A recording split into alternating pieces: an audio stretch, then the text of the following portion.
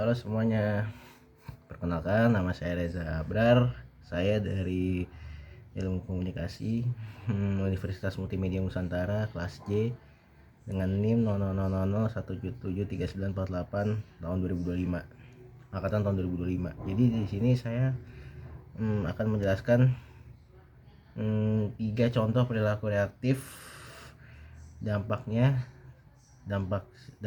dan mengapa itu bisa terjadi, serta 3 perilaku proaktif, 3 dampaknya dan apa konsekuensinya yang terjadi, seperti itu.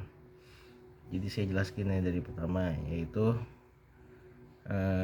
contohnya aja ya, kita singkat aja contohnya. Kalau definisinya kan, proaktif itu adalah sikap mendahului, mengambil inisiatif dan tanggung jawab atas situasi yang ada dan menunggu atau menyalahkan keadaan, kayak gitu. Contohnya apa ya? Contohnya aja yang paling singkat itu adalah belajar sebelum disuruh. Apapun itu, kenapa itu masuk perilaku proaktif? Karena siswa akan mengambil inisiatif sendiri, tidak menunggu perintah.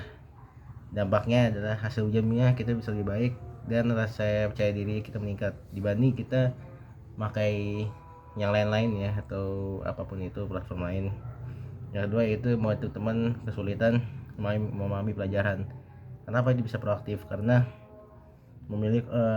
kita mau membentuk kontribusi dan diminta kita ngebantuin orang ya, support teman.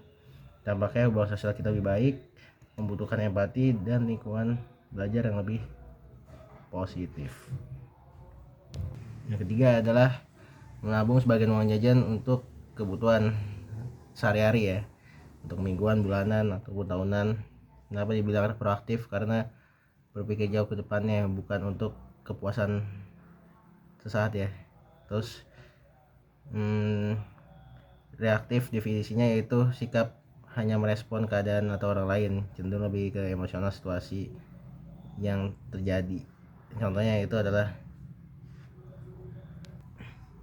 belajar hanya sudah ada pengumuman ujian ya, mungkin itu adalah habit ya, kebiasaan buruk orang-orang yang sering terjadi. Kenapa reaktif? Karena bergerak setelah ada pemicu dari luar atau ada notif, biasanya kayak gitu.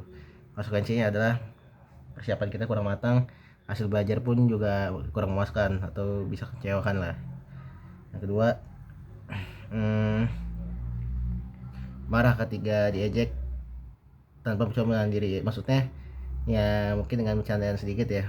Kenapa dibilang reaktif? Karena langsung emosi itu langsung meledak dan memilih respon saat ya, mungkin saya atau orang lain, teman saya itu mungkin pernah ngalamin seperti itu, yang mungkin itu bisa jadi bad habit juga gitu. Konsekuensinya ya bisa merusak hubungan dengan teman, mungkin konflik lah, seperti itu. Yang ketiga adalah mengeluh saat tugas menumpuk ya, mungkin ini kebiasaan saya juga, bad habit saya, seperti tugas yang ini deadline sebenarnya ya, cuman ya udah coba saya kerjain.